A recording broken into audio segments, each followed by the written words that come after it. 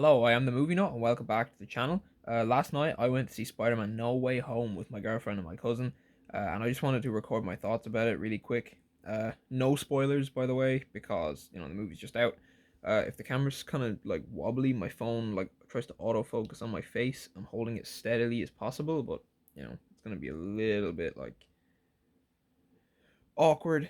But yeah, so I went to see No Way Home last night. I'm not going to talk about spoilers. I'm just going to share my initial thoughts about the film, trying to be as objective as possible, but that is kind of hard because it is a film like specifically designed for fans of Spider-Man.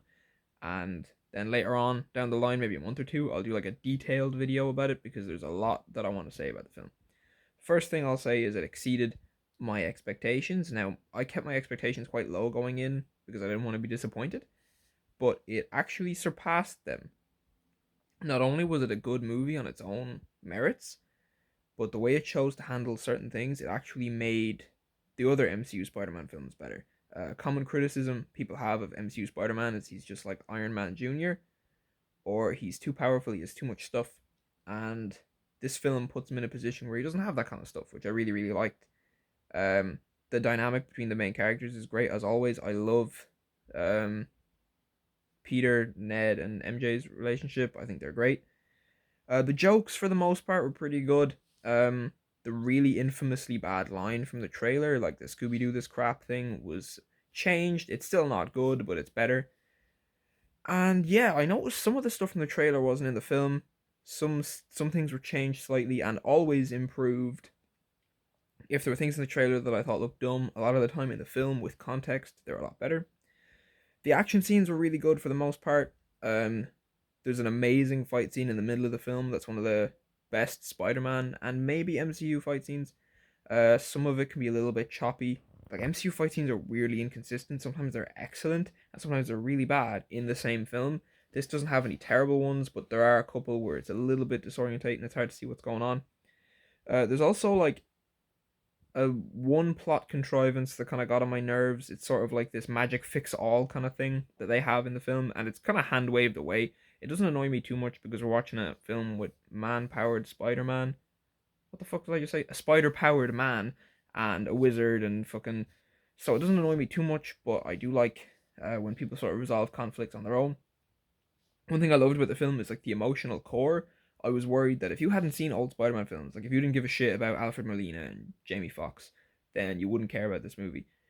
But it does a really good job of building an emotional core around Peter, Ned, MJ, and Aunt May that works throughout the whole film. So even if you only seen MCU Spider-Man films, this will definitely pull emotion from you.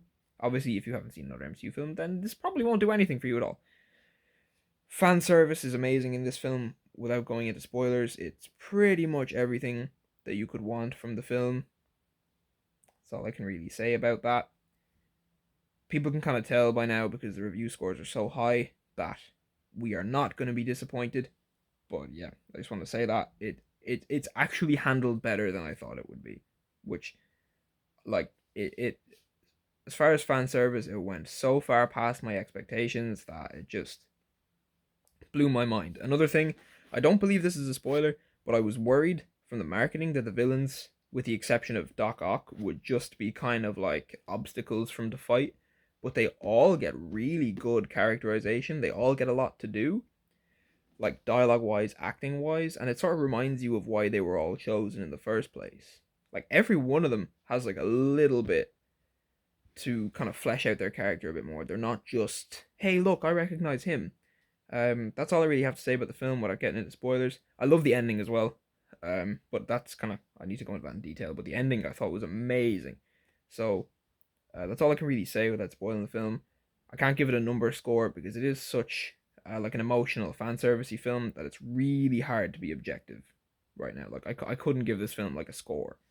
So definitely recommend seeing it. We saw it in like a packed screening, or like as packed as a COVID screening can be, and it was really nice being back at the cinema and just seeing like a load of people.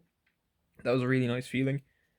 So yeah, I'm really excited for the future of Spider-Man. It put the character in a position where I think we can get like a really good Spider-Man, like faithful Spider-Man, where he has nothing and he has to work his way back up.